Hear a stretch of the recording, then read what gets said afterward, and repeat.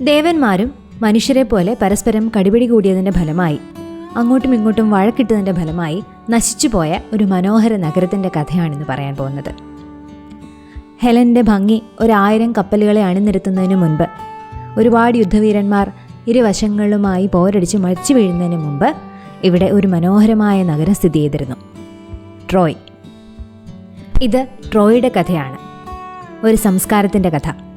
ദേവന്മാരാൽ ഉണ്ടാക്കപ്പെട്ട് പരിപോഷിപ്പിക്കപ്പെട്ട് ഒടുവിൽ അവരുടെ ശാപത്താൽ തന്നെ ഇല്ലാതായിപ്പോയ ഒരു നാഗരികതയുടെ കഥ.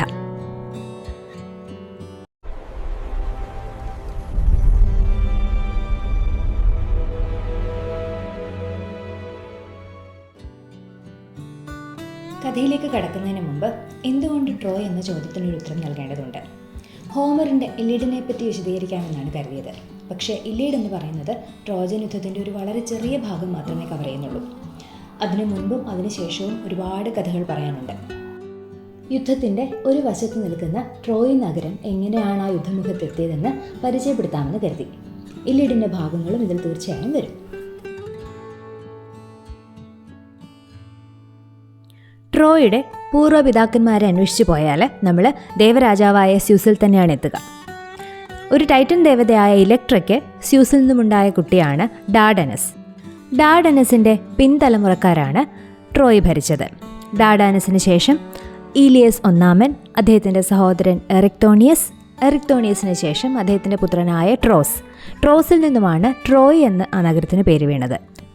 ട്രോസിൻ്റെ മകനായ ഇലിയസ് രണ്ടാമനിൽ നിന്നുമാണ് ഈ നഗരത്തിന് ഇലിയം എന്ന പേര് വീഴുന്നത്. ഇലിയത്തിൻ്റെ കഥ പറയുന്നത് കൊണ്ടാണ് ഹോമറിൻ്റെ കൃതിക്ക് ഇല്ലിയഡ് എന്ന പേര് വന്നത്. ഇലിയസിൻ്റെ കഥ പറയുകയാണെങ്കിൽ അദ്ദേഹത്തിന് ഒരു മഹത്തായ പശുവിനെ സമ്മാനമായി കിട്ടി. ആ പശു പോയി കിടക്കുന്ന സ്ഥലത്ത് ഒരു നഗരം പണിയണമെന്നൊരു പ്രവചനം ഉണ്ടാവുകയും അങ്ങനെ ഇലിയസ് തീർത്ത നഗരമാണ് ഇന്നത്തെ ട്രോയ്. അതുമാത്രമല്ല, ആ നഗരത്തിലേക്ക് സൂക്ഷിക്കാനായി എഥീനയുടെ ഒരു ദിവ്യ വിഗ്രഹം കൂടി കിട്ടുകയുണ്ടായി. ആ വിഗ്രഹം പ്രതിഷ്ഠിച്ച ഒരു അമ്പലം പലേഡിയം എന്ന പേരിലാണ് അറിയപ്പെട്ടത്. പല്ലാസ് അധീന കുടികൊള്ളുന്ന ഈ പലേഡിയത്തിന് ട്രോയുടെ ചരിത്രവുമായി ഇടപിരിയാത്ത ബന്ധമുണ്ട്. ഈ പലേഡിയം ട്രോയുടെ ഉള്ളിൽ ഇരിക്കുന്നിടത്തോളം കാലം ഒരു കാരണവശാലും ആർക്കും ട്രോയിനെ കീഴ്പ്പെടുത്താനാവില്ല എന്നായിരുന്നു പരക്കെയുള്ള ഒരു വിശ്വാസം. ഇതുവരെ കാര്യങ്ങളൊക്കെ ഏതാണ്ട് ഭംഗിയായി തന്നെയാണ് നടന്നത്. പക്ഷേ ഇലിയസിൻ്റെ മകനായ ലയമഡോൺ ട്രോയുടെ രാജാവായതിനു ശേഷം കാര്യങ്ങളൊക്കെ കുറച്ച് പ്രശ്നത്തിലായി. ട്രോയ്ക്ക് ചുറ്റും ഒരു വലിയ മതിൽ പണിയണമെന്ന് ലയമഡോൺ ആഗ്രഹിച്ചു. ഏതാണ്ട് ഇതേ സമയത്താണ് സ്വർഗത്തിൽ സ്യൂസിനെ സ്ഥാനഭൃഷ്ടനാക്കാനുള്ള പരിപാടിയിൽ പങ്കുചേർന്നതിൻ്റെ ഭാഗമായിട്ട് ഒരു ശിക്ഷ എന്നോണം അപ്പോളോയെയും പൊസൈഡോണിനെയും സ്യൂസ് ഭൂമിയിലേക്ക് അയച്ചത്.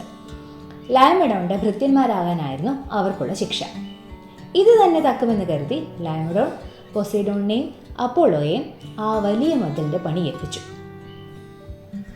ഒരിക്കലും ഭേദിക്കാനാവാത്ത ഒരു വൻമതിൽ പണിതു കൊടുത്ത് രാജാവിന് മുൻപിൽ കൂലിക്കായി ചെന്നപ്പോഴല്ലേ രസം. രാജാവ് കൈമലർത്തി. ആരോടാണ് ഈ കളിക്കുന്നത് ലയമഡോൺ? അപ്പോളോയും പൊസൈഡോണും കുപിതരായി. അപ്പോളോ രോഗങ്ങളുടെയും രോഗശാന്തിയുടെയും ദേവനാണ്.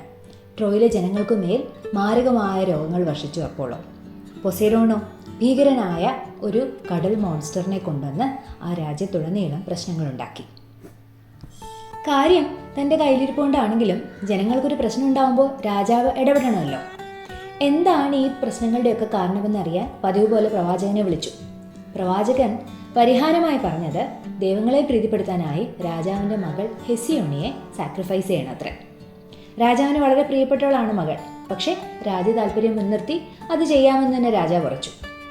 ഭീകരനായ ആ മോൺസ്റ്ററെ ഭക്ഷിക്കാനായിട്ട് കടലിൽ ഒരു പാറക്കെടുത്ത് ഹെസിയോണിയെ കൊണ്ടുവന്ന് നിർത്തി.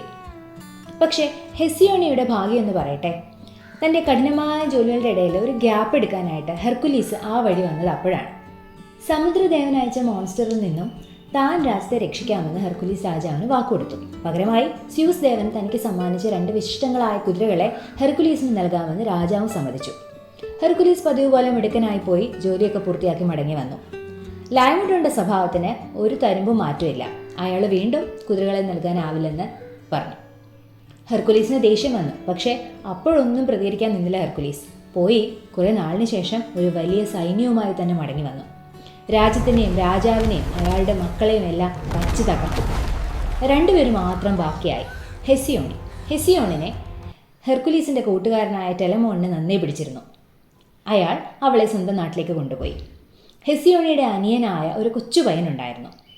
തൻ്റെ ഒരു സ്വർണ്ണ മൂടുപടം സമ്മാനമായി പകരം തരാമെന്നും ഈ കുട്ടിയുടെ ജീവൻ വിട്ടു നൽകണമെന്നും ഹെസിയോണി ഹെർക്കുലീസിനോട് അപേക്ഷിച്ചു.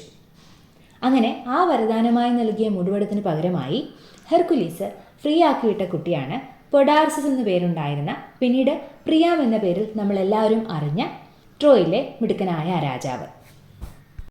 തകർന്നുപോയ ആ രാജ്യത്തിനെ നേരെയാക്കാനുള്ള ചുമതല കുട്ടിയായ പ്രിയാമിൻ്റെ ചുമതലയിലായി. അയാളത് വളരെ ഭംഗിയായി തന്നെ നിർവഹിച്ചു. ഒരു യുവാവിൽ നിന്നും മിടുക്കനായ ഒരു രാജ്യതന്ത്രജ്ഞനായി പ്രിയാം രാജാവ് വളർന്നു.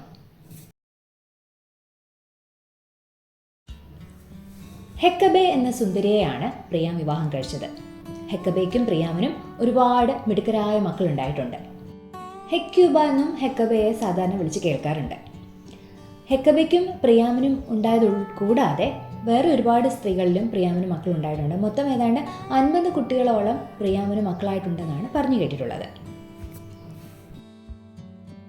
ഹെക്യൂബയ്ക്കും പ്രിയാമിനും ഉണ്ടായ കുട്ടികളിൽ ഏറ്റവും മുതിർന്ന ആള് ഹെക്ടർ ആയിരുന്നു. ട്രോജൻ യുദ്ധത്തിനെപ്പറ്റി കേട്ടിട്ടുള്ളവരെല്ലാവരും അക്കില്ലസിനോട് ധീരമായി പോരാടിയ ഈ വീരനെ മറക്കാനിടയുണ്ടാവില്ല. സമാനതകളില്ലാത്ത വിധം അന്തസ്സുള്ള സ്വഭാവത്തിനുടമയായിരുന്നു ഹെക്ടർ. യുദ്ധമുന്നണിയിലായാലും രാജ്യകാര്യങ്ങളിലായാലും കുടുംബത്തിലായാലും എല്ലാവർക്കും എപ്പോഴും പ്രിയപ്പെട്ടവനായിരുന്നു ഹെക്ടർ. പ്രിയാമിന് ശേഷം അടുത്ത രാജ്യാവകാശിയായി എല്ലാവരും കരുതിയിരുന്നത് ഹെക്ടറിനെയാണ്. ഹെക്ടറിൻ്റെ ഭാര്യ ആൻഡ്രോമാക്കി. അവർക്കുണ്ടായ ഒരു മകനാണ് ആസ്റ്റ്യനാക്സ്. ഹെക്ടറിൻ്റെ സഹോദരിയാണ് കസാൻഡ്ര. അതിസുന്ദരിയായിരുന്നു കസാൻഡ്ര. കസാൻഡ്രയുടെ സൗന്ദര്യത്തിൽ അനുരക്തനായ അപ്പോളോ ദേവൻ അവൾക്ക് ഒരു പ്രവചനവരം നൽകി. പക്ഷേ കസാൻഡ്രയ്ക്ക് അപ്പോളോയുടെ നീക്കങ്ങളോട് അത്ര താല്പര്യമുണ്ടായിരുന്നില്ല. തൻ്റെ എതിർപ്പ് അവൾ അറിയിച്ചപ്പോൾ അപ്പോളോയ്ക്ക് ദേഷ്യമായി. കൊടുത്ത വരം തിരിച്ചെടുക്കാൻ പറ്റില്ലല്ലോ. പക്ഷേ അവൾ പറയുന്ന പ്രവചനങ്ങളൊന്നും ഒരു കാലത്തും ഒരു മനുഷ്യരും വിശ്വസിക്കുകയില്ല എന്നൊരു ശാപം കൂടി അപ്പോളോ അവൾക്ക് കൊടുത്തു. കസാൻഡ്രയുടെ പ്രവചനങ്ങൾ ട്രോയുടെ ചരിത്രത്തിൽ എന്നും നിറഞ്ഞു നിൽക്കുന്നത് നമുക്ക് കാണാം, ആരും വിശ്വസിച്ചില്ലെങ്കിലും. അടുത്തതായി പരിചയപ്പെടുത്താൻ പോകുന്ന പ്രിയാമിൻ്റെയും ഹെക്യൂബയുടെയും പുത്രൻ കുറച്ച് പ്രശ്നക്കാരനാണ്. ഇയാൾ ജനിക്കുന്നതിന് മുൻപ് തന്നെ ഹെക്യൂബയ്ക്ക് ഒരുപാട് ദുസ്വപ്നങ്ങൾ കാണലുണ്ടായിരുന്നു. എന്താണ് ഇതിൻ്റെ പൊരുളെന്ന് തേടി പ്രവാചകൻ എടുത്തെത്തിയപ്പോൾ അയാൾ പറഞ്ഞത് ഈ ഗർഭത്തിലുള്ള കുട്ടി ട്രോയുടെ നാശത്തിന് കാരണമാകുമെന്നും അതുകൊണ്ട് തന്നെ ജനിക്കുമ്പോഴേ അവനെ ഉപേക്ഷിക്കണമെന്നുമാണ്. പുത്രനെ ഉപേക്ഷിക്കാൻ മടിയുണ്ടായിരുന്നെങ്കിലും രാജ്യത്തിൻ്റെ താല്പര്യത്തിന് വേണ്ടി പ്രിയാമും ഹെക്യൂബയും അതിന് തയ്യാറായി. ഐഡ മലനിരകളിലുള്ള ഒരു ആട്ടിടയനെ വിളിച്ചു വരുത്തി കുട്ടിയെ കാട്ടിൽ കൊണ്ട് ഉപേക്ഷിക്കാൻ പറഞ്ഞു. രാജാവ് പറഞ്ഞതുപോലെ തന്നെ ആട്ടിടയൻ ചെയ്തു. മലമുകളിൽ ഒരു പാറക്കെട്ടിൽ കുട്ടിയെ കൊണ്ടിരുത്തി. ഒരു ദിവസം പോലും കുട്ടി വന്യജീവികളിൽ നിന്ന് രക്ഷപ്പെടില്ല എന്നാണ് അയാൾ വിചാരിച്ചത്. പക്ഷേ പിറ്റേ ദിവസം തിരികെ ആ സ്ഥലത്തെത്തി നോക്കിയപ്പോൾ കുഞ്ഞവിടെ ഇരിക്കുന്നുണ്ട്. ഇവൻ എന്തായാലും മരണത്തിന് ഇനി വിട്ടുകൊടുക്കുന്നില്ല എന്ന് തീരുമാനിച്ച് അയാൾ തന്നെ അവനെ വളർത്തി.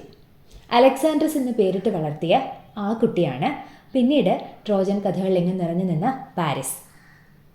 പാരിസ് ഒരു മികച്ച ആട്ടിടയനായി സുന്ദരനായി ആ കാട്ടിലുടനീളം വളർന്നു. ഒയ്നോണി എന്നൊരു വനദേവതയെ വിവാഹം കഴിക്കുകയും അവർക്കൊരു കുട്ടി ഉണ്ടാവുകയും ചെയ്തു. പാരിസിൻ്റെ ഏറ്റവും പ്രധാനപ്പെട്ട ഒരു സവിശേഷത നിഷ്പക്ഷമായ വിധിയിടലായിരുന്നു.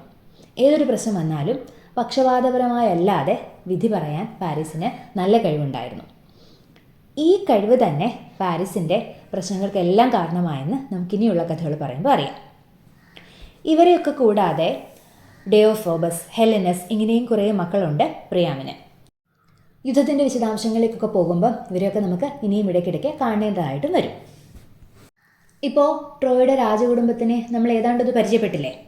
സന്തോഷവും സമാധാനപൂർണവുമായ ജീവിതം നയിച്ചിരുന്ന ട്രോയ് എങ്ങനെയാണ് യുദ്ധത്തിൻ്റെ മുൾമുനയിലെത്തിയത്? വനാന്തരങ്ങളിൽ കഴിഞ്ഞിരുന്ന പാരിസ് രാജകൊട്ടാരത്തിലേക്ക് തിരിച്ചെത്തുന്നത് എങ്ങനെയാണ്? ട്രോയുടെ പതനത്തിൻ്റെ വിശദമായ കഥ വരും എപ്പിസോഡുകളിൽ നമുക്ക് പറയാം. മറുഭാഗത്തുള്ള വീരന്മാരെയും നമുക്ക് പരിചയപ്പെടണ്ടേ?